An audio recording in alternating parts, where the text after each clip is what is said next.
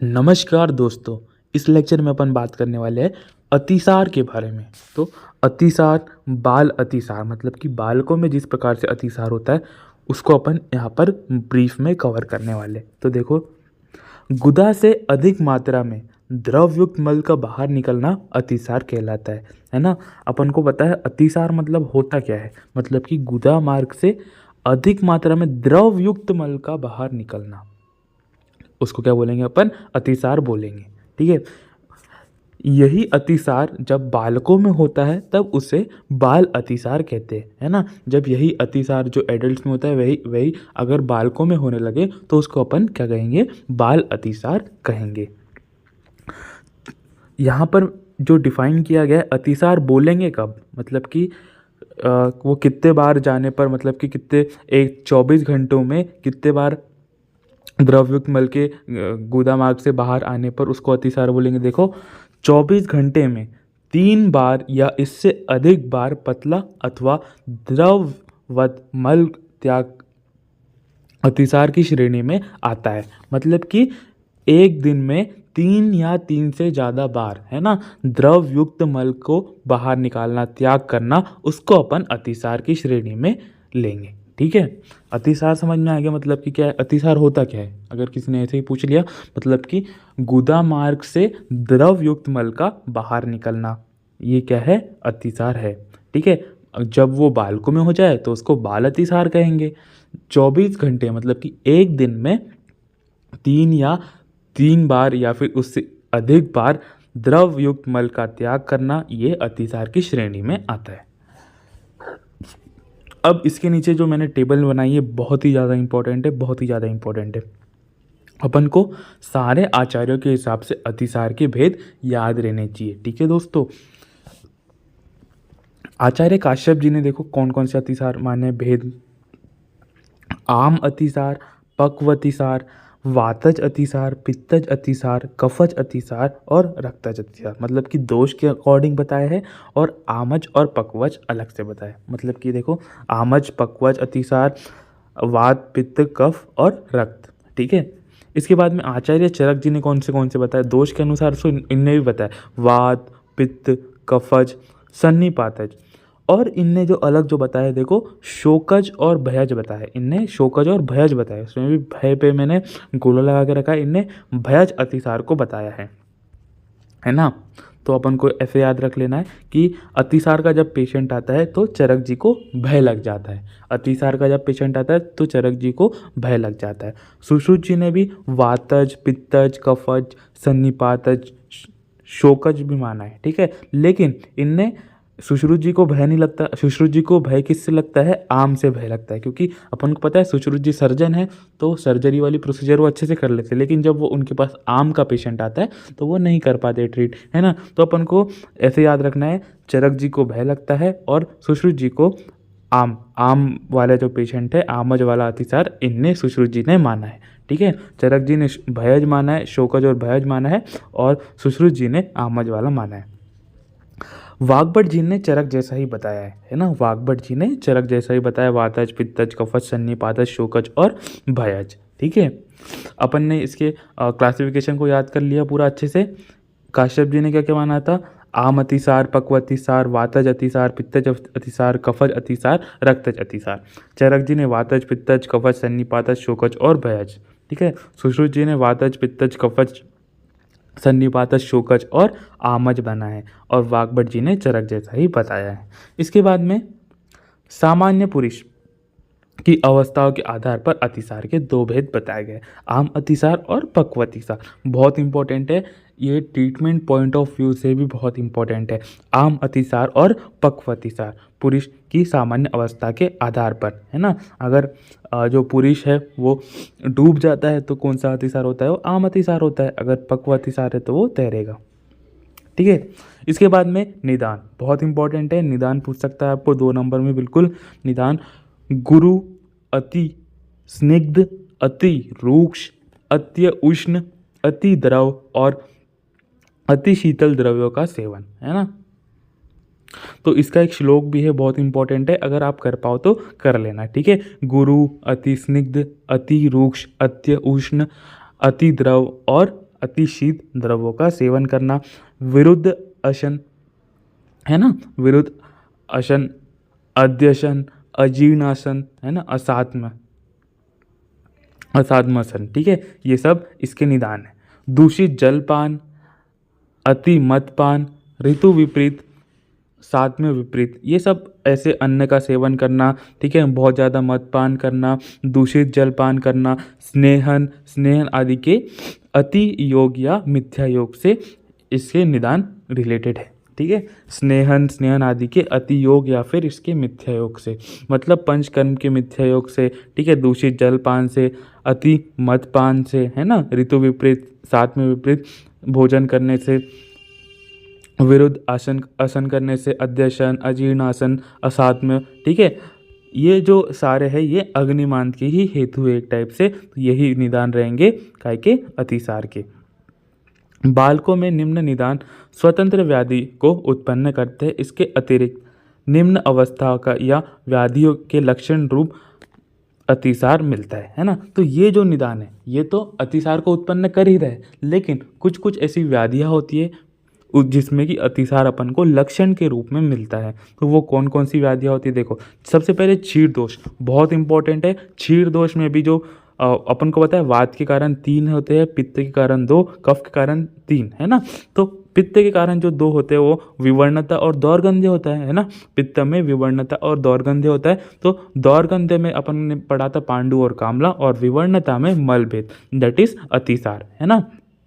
विवर्णता के कारण वर्ण मलभेद, दैट इज अतिसार, पित्त के कारण होते हैं, ठीक है। क्षीर दोष में तो अपन ने ये देख लिया। इसके साथ साथ क्षीर अल्सक, कृमि रोग, तालु कंठक और मृतिका भक्षण जन्य पांडु में भी अतिसार देखने को मिलता है। काय में क्षीर अल्सक, कृमि रोग, तालु कंठक, मृतिका भक्षण जन्य पांडु। इसके बाद में बाल ग्रह में कौन कौन से बाल ग्रह में देखने को मिलता है अतिसार, पूतना, नेगमेश, पितृग्रह, रेवती और शुष्क रेवती, ठीक है। बाल ग्रह में पूतना, नेगमेश, पितृग्रह, रेवती और शुष्क रेवती में अतिसार देखने को मिलता है। पूर्व रूप क्या है अतिसार के, बहुत इंपॉर्टेंट है। पूर्व रूप में हृदय प्रदेश में नाभि, गुदा, उदर तथा कुक्षी में सूचिवत वेदना, सूची वेदनवत पीड़ा होना, है ना। सुई चुभोने जैसी पीड़ा होगी काय में, कुक्षी में, उदर प्रदेश में, गुदा प्रदेश में, नाभि प्रदेश में और हृदय प्रदेश में सुई चुभोने जैसी पीड़ा होगी पूर्व रूप में, ठीक है। अंगों में शिथिलता होगी, अधोवायु का अवरोध होगा, है ना।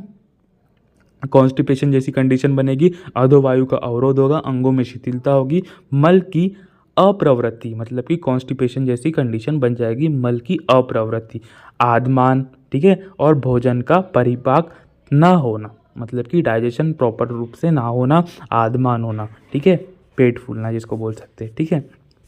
ये सब इसके पूर्व रूप के लक्षण में आएंगे, पूर्व रूप में आएंगे।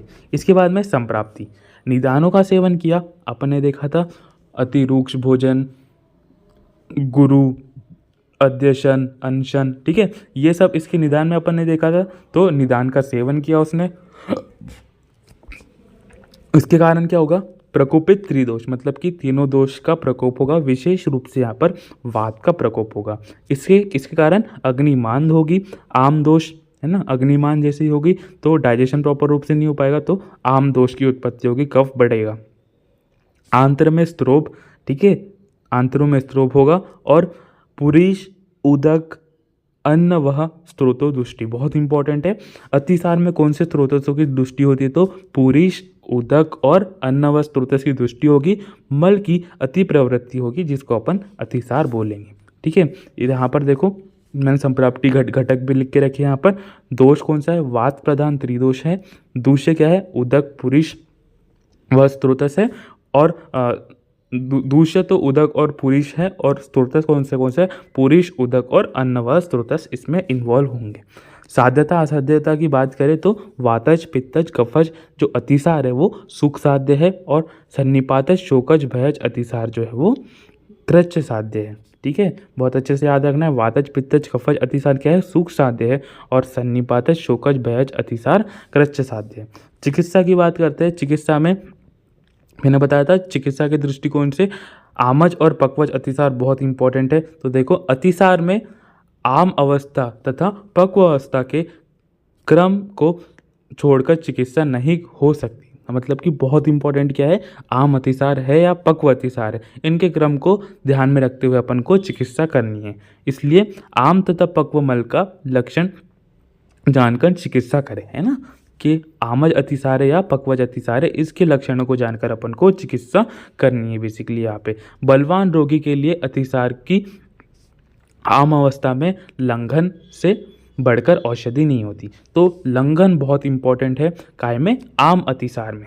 तो जैसे ही अपन को मिलता है आम अतिसार का पेशेंट तो अपन को उसमें लंघन कराना है, क्योंकि लंघन से बढ़कर उसमें कोई औषधि नहीं है काय में, आम अतिसार में। ठीक है, क्योंकि लंघन करने से प्रवृद्ध दोष का शमन तथा आम का पाचन हो जाता है ना। तो लंघन जैसे ही अपन उसे कराएंगे पेशेंट को, तो जो दोष बढ़े हुए हैं, वात आदि जो दोष जो बढ़े हुए हैं वो शमन हो जाएंगे, कम हो जाएंगे, और जो आम जो बना हुआ है उसका पाचन हो जाएगा लंघन कराने से।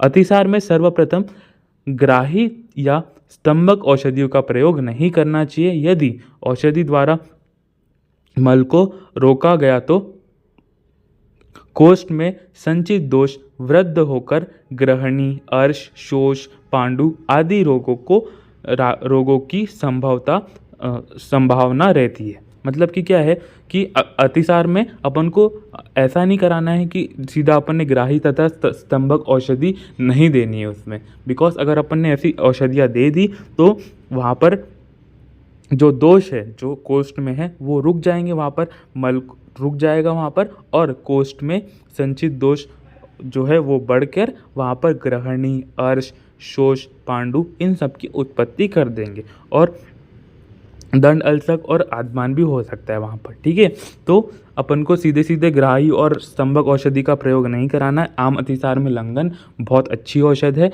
मतलब कि लंघन जो है वो दोष जो प्रवृत्त दोष है, मतलब कि बढ़े हुए दोष है, उसका शमन कर देगा और आम का पाचन कर देगा। ठीक है, इसके बाद में अपन चलते हैं स्तन्यपायी शिशु में बार बार स्तन्य पीकर वात युक्त मल का त्याग होने पर पथ्य एवं दीपनीय औषधियों का प्रयोग करना चाहिए। तो जो बालक जो स्तन्यपान कर रहा है, जो शिशु स्तन्यपान कर रहा है और स्तन्य पीकर वात युक्त मल का त्याग कर रहा है, तो वहाँ पर उसको अपन को पथ्य और दीपनीय औषधियों का प्रयोग कराना चाहिए। ठीक है, प्रमथ्या, दीपन एवं पाचन कषाय, फॉर एग्जाम्पल पिपल्यादि प्रमथ्या या प्रश्नपर्णियादि प्रमथ्या, है ना। तो प्रमथ्या कौन कौन सी, दीपनीय एवं पाचनीय कषाय को यूज़ करना है, जिसमें कि पिपल्यादि प्रमथ्या है ना, और शालपर्णियादि प्रमथ्या। वटी में कौन सी वटी, संजीवनी वटी और शंखवटी का यूज़ करना है अपन को अतिसार में। और चूर्ण में त्रयोष्ण आदि चूर्ण दीपन पाचन के लिए, ठीक है, शुंठी आदि चूर्ण और लवण भास्कर चूर्ण का उपयोग करना है। इसके बाद में पक्व अतिसार में चिकित्सा किस प्रकार से करनी है, इस अवस्था में स्तंभन एवं ग्राही औषधि का प्रयोग करना चाहिए, है ना। तो पक्व अतिसार है तो यहाँ पर अपन स्तंभन और ग्राही औषधियों का प्रयोग, संग्राही औषधियों का प्रयोग कर सकते हैं। उसमें कौन कौन सी औषधियाँ देखो, अहिफेन आसव, वृद्ध गंगाधर चूर्ण, ठीक है, सूतशेखर रस, कर्पूर रस और जाति फलादि वटी, है ना। एक बार फिर से रिपीट कर देता हूँ, अगर पक्व अतिसार है तो वहाँ पर अपन स्तंभक एवं ग्राही औषधि का प्रयोग कर सकते हैं। ठीक है, उसमें कौन कौन सी औषधि है, अहिफेन आसव, वृद्ध गंगाधर चूर्ण, सूतशेखर रस, कर्पूर रस, जाति फलादि वटी। ठीक है, सिद्धांत कैसा है देखो, क्रम से अपन को वात, पित्त और कफ या जो दोष बलवान हो उसकी दोषों का पाचन हो जाने पर, मतलब कि देखो अपन को सबसे पहले वात, पित्त फिर कफ की चिकित्सा करनी है, या फिर जो दोष बलवान हो उसकी चिकित्सा करके अपन को पाचन दोषों का पाचन करना है। अग्नि तथा शरीर के बल की वृद्धि करने वाले तक्र, कांजी, यवागु, आसव, अरिष्ट और मधु का आदि का सेवन करवाना है। ठीक है, तो क्रम से अपन को चिकित्सा करनी है, क्रमशः चिकित्सा करनी है। वात, पित्त, कफ की जो दोष बलवान है उसकी चिकित्सा करनी है। ठीक है, इसके साथ साथ पाचन औषधियों का सेवन करवाना है, और ये सब हो जाने के बाद अग्नि तथा शरीर के बल की वृद्धि करने वाले तक्र, कांजी, यवागु, आसव, अरिष्ट, मधु, इन सबको प्रयोग करवाना है। काश्यप जी ने क्या बताया, गर्भिणी प्रकरण में अतिसार की चिकित्सा बताई है। उनने कल्याणक अवलेह का प्रयोग बताया है ना। काश्यप जी ने गर्भिणी प्रकरण में अतिसार की चिकित्सा बताते हुए कल्याणक अवलेह का वर्णन किया है। सहचर मूल क्वाथ से खीरा का बीज, है ना, जो सहचर मूल क्वाथ होता है उसके साथ में खीरा का जो बीज होता है, खीरे के जो बीज होते हैं उसको शर्करा और मधु मिला के देना है। कमल, मंजिष्टा, यष्टि मधु, चंदन के चूर्ण को मधु में मिलाकर दुग्ध के साथ सेवन कराना है। ठीक है, तो ऐसा काश्यप जी ने बताया है। कहाँ पर, गर्भिणी प्रकरण में अतिसार की चिकित्सा बताते हुए। आम अतिसार में पता चल गया अपन को लंघन कराना है, और पक्व अतिसार में स्तंभन और ग्राह्य औषधियों का प्रयोग कराना है। ठीक है दोस्तों, धन्यवाद। नेक्स्ट लेक्चर में अपन और भी टॉपिक्स को कवर करेंगे। धन्यवाद।